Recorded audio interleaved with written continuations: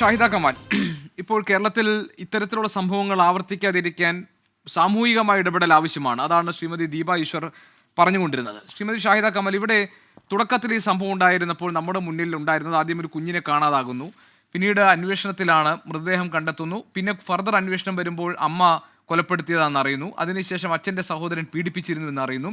അതിനിടയ്ക്ക് വന്നൊരു വിവരമാണ് ഈ കുട്ടികളെ ഇതിനു മുൻപും ഇല്ലാതാക്കാൻ വേണ്ടി, അതായത് ഐസ്ക്രീമിൽ വിഷം കലർത്താൻ, ടോർച്ച് കൊണ്ട് തലക്കടിക്കാൻ, അങ്ങനെ പല രീതിയിൽ ഈ കുട്ടികളോടുള്ള ദേഷ്യം അല്ലെങ്കിൽ ഈ കുട്ടികൾ ഒരു ശല്യമായി മാറുന്നു എന്നതുപോലെ അമ്മ പെരുമാറിയിരുന്നു എന്നുള്ളതൊക്കെ. പക്ഷെ ഇപ്പോൾ വീണ്ടും ചോദ്യം ചെയ്യലും അന്വേഷണവും ഒക്കെ മുന്നോട്ട് പോകുമ്പോൾ കുട്ടികൾ പറഞ്ഞ, അല്ലെങ്കിൽ ഭർത്തൃവീട്ടുകാർ പറഞ്ഞിരുന്ന, കുട്ടികൾ പറഞ്ഞ പല കാര്യങ്ങളും പോലീസ് ഇപ്പോൾ വിശ്വാസത്തിലെടുക്കാൻ തയ്യാറല്ല.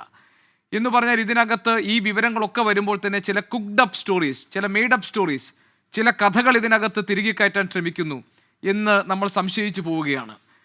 അപ്പോൾ ഈ കൊലപാതകത്തിലേക്ക് നയിച്ച കാരണങ്ങളിലേക്ക് ഇനിയും ഒരു കാര്യമായ അന്വേഷണം ചെല്ലേണ്ടതുണ്ട് എന്ന് താങ്കൾക്ക് അഭിപ്രായമുണ്ടോ?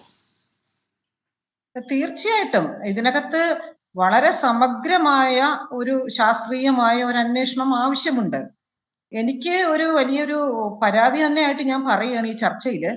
നമ്മുടെ നാട്ടില് പല കൊലപാതകങ്ങളും അല്ലെങ്കിൽ പല ക്രിമിനൽ കുറ്റങ്ങളും നടന്നു കഴിയുമ്പോൾ നമ്മൾ സമൂഹ മാധ്യമങ്ങളിലും വന്നിരുന്ന് ചർച്ച ചെയ്യുമ്പോൾ എല്ലാം തന്നെ ഈ ആ കുറ്റവാളികളെ ഒരു മാനസിക പ്രശ്നമുള്ള ആളാക്കി നമ്മൾ അങ്ങ് പ്രഖ്യാപിക്കുകയാണ്. അങ്ങനെ പ്രഖ്യാപിച്ചു കഴിഞ്ഞിട്ട് അവർക്ക് സമൂഹത്തിന്റെ മുന്നിൽ ഒരു സഹതാപം കിട്ടുന്ന രീതിയിലാണ് പലപ്പോഴും അങ്ങനെ പോകുന്നത്. അപ്പൊ അത് വീണ്ടും വീണ്ടും ഇത്തരം ആളുകൾക്ക് ഇത്തരത്തിലുള്ള കുറ്റകൃത്യങ്ങൾ ചെയ്യാനുള്ള പ്രേരണ ഉണ്ടാവുകയാണ്. ഇവിടെ ഇപ്പോൾ ഈ ഒരു മകള് മാത്രമല്ല, ഒരു മകനും ഈ അമ്മയ്ക്കുണ്ട്.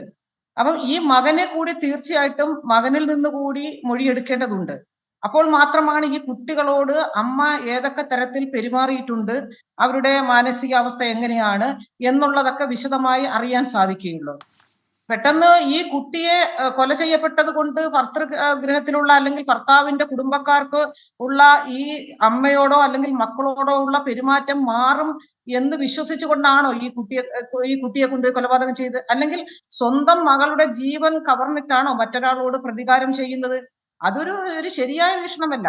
ഇപ്പൊ നമുക്ക് ഞാൻ വനിതാ കമ്മീഷൻ ഇരിക്കുന്ന സമയത്ത് എല്ലാ പഞ്ചായത്തുകളും കേന്ദ്രീകരിച്ച് നമ്മള് ബോധവൽക്കരണ സെമിനാറുകൾ നടത്തിയിട്ടുണ്ട്. എല്ലായിടത്തും ഇപ്പൊ കൗൺസിലിംഗ് സെന്ററുകൾ ധാരാളമുണ്ട്. കൗൺസിലിംഗ് സെന്ററുകളുടെ അഭാവമോ ബോധവൽക്കരണമോ ഒന്നുമില്ല. അതിന്റെ ഒന്നും അഭാവം ഇല്ല നമ്മുടെ നാട്ടിൽ. അതൊക്കെ ഉണ്ട്. പക്ഷെ അത് ശരിയായ വിധം, വേണ്ട വിധം സമയത്ത് അത് ഉപയോഗപ്പെടുത്തുകയും വിനിയോഗിക്കുകയും ചെയ്യാതെ പോകുന്നു എന്നുള്ളതാണ്. ഞാൻ എൻ്റെ ഒരു അനുഭവം ഞാൻ പറയാം. നമ്മള് ഈ ക്ലാസ് എടുക്കുന്ന സമയത്ത്, അല്ലെങ്കിൽ ഇത്തരത്തിലുള്ള നിയമപരമായ ക്ലാസ്സോ അല്ലെങ്കിൽ ഈ പോക്സോയെ കുറിച്ചുള്ള ക്ലാസ് ഒക്കെ എടുക്കുന്നതിന് വേണ്ടി നമ്മള് ആളുകളെ വിളിക്കുമ്പോൾ പലപ്പോഴും പലർക്കും അത് വരാൻ വലിയ മടിയാണ്. ഞാനിപ്പോ ഇതൊക്കെ എന്തിനാ കേൾക്കാൻ പോകുന്നത്, എനിക്കിപ്പോ ഇതിന്റെ ആവശ്യം എന്താണ് എന്ന് പറയുകയും പിന്മാറുകയും ചെയ്തിട്ടുള്ള ഒരുപാട് പേരുണ്ട്. പക്ഷേ അവർക്കൊരു ആവശ്യം വരുമ്പോഴോ ഒരു പ്രശ്നം വരുമ്പോഴോ അവർ നമ്മളെ തേടി വരികയും നമ്മളെ വിളിക്കുകയും അഭിപ്രായം ചോദിക്കുകയും ചെയ്തിട്ടുള്ള അനുഭവങ്ങൾ ധാരാളമുണ്ട്. അപ്പൊ നമുക്കൊരു പ്രശ്നം വന്നിട്ട് ആ പ്രശ്നത്തിന് പരിഹാരം കാണുന്നതിന് പകരം പ്രശ്നരഹിതമായ ഒരു സമൂഹത്തെ സൃഷ്ടിക്കാനും പ്രശ്നരഹിതമായ സന്തോഷകരമായ സമാധാനപരമായ ഒരു കുടുംബ അന്തരീക്ഷം സൃഷ്ടിക്കുവാനും സമൂഹത്തിന് കഴിയണം. അതിന് എല്ലാ മേഖലകളിലും നമ്മൾ ഇടപെടൽ ഉണ്ടാകേണ്ടതുണ്ട്. പണ്ടൊക്കെ നമുക്കറിയാം, കൂട്ടുകുടുംബ വ്യവസ്ഥയിലായിരുന്ന സമയത്ത് നമ്മുടെ വീട്ടിൽ ഒരുപാട് അംഗങ്ങൾ നമ്മുടെ വീട്ടിലുണ്ട്, മുതിർന്നവരുണ്ട്, അപ്പൂപ്പനും അമ്മുമ്മയും മുത്തശ്ശിയൊക്കെ ഉണ്ട്. അപ്പൊ വീട്ടിൽ ഒരു ചെറിയ പ്രശ്നം ഉണ്ടായി കഴിഞ്ഞാൽ, അല്ലെങ്കിൽ ആ വീട്ടിലെ ഭാര്യ ഭർത്താക്കന്മാർ തമ്മിൽ മക്കളോ കൊച്ചുമക്കളോ തമ്മിൽ ഒരു പ്രശ്നം ഉണ്ടായി കഴിഞ്ഞാൽ അവിടെ ഇടപെടാനും അവിടെ ഒരു മീഡിയേഷൻ നടത്താനും അവിടെ ഒരു മധ്യസ്ഥം വഹിച്ച് ആ പ്രശ്നം ആ വീടിനുള്ളിൽ തന്നെ ചർച്ച ചെയ്ത് ഭാര്യയ്ക്കും ഭർത്താക്കന്മാർക്കും ഇടയിലുള്ള അഭിപ്രായ വ്യത്യാസം മാറ്റിയെടുത്ത് അവരെ ഒരുമിച്ച് കൊണ്ടുപോകാനുള്ള ഒരു മധ്യസ്ഥ ശ്രമം നമ്മുടെ വീടുകളിൽ തന്നെ ഉണ്ടായിരുന്നു. പക്ഷെ ഇന്ന് അതെല്ലാം മാറി നമ്മളെല്ലാം അണുകുടുംബ വ്യവസ്ഥയിലേക്ക് മാറിയിരിക്കുന്നത്. ആർക്കും സ്വന്തം അച്ഛനും അമ്മയും പോലും വീട്ടിൽ വേണ്ടാത്ത അവസ്ഥയില്ല. കല്യാണം കഴിഞ്ഞാൽ പിറ്റേ ദിവസം എങ്ങനെ മാറി താമസിക്കാം എന്ന് ചിന്തിക്കുന്ന ഒരു യുവത്വമാണ് നമുക്കുള്ളത്. ഇപ്പൊ വന്ന് വിവാഹം പോലും വേണ്ട എന്ന് പറയുന്ന ഒരു യുവത്വത്തിലേക്കാണ്, അല്ലെങ്കിൽ ഒരു തലമുറയിലേക്ക്, ആ ഒരു കാലത്തിലേക്കാണ് നമ്മൾ കടന്നുപോയിക്കൊണ്ടിരിക്കുന്നത്. അപ്പം എല്ലാവരും സെൽഫിഷാണ്. കാരണം ഞാൻ, എന്റെ കുട്ടി അല്ലെങ്കിൽ എന്റെ ഭർത്താവ്, അതിന്റെ അപ്പുറത്തേക്ക് അച്ഛൻ, അമ്മ, സഹോദരങ്ങൾ, മുത്തശ്ശി, മുത്തശ്ശൻ, ഈ ബന്ധങ്ങളൊന്നും നമുക്ക് വേണ്ടാത്ത രീതിയിലേക്ക് മനുഷ്യൻ അവനവനിലേക്ക് ചുരുങ്ങുന്നു.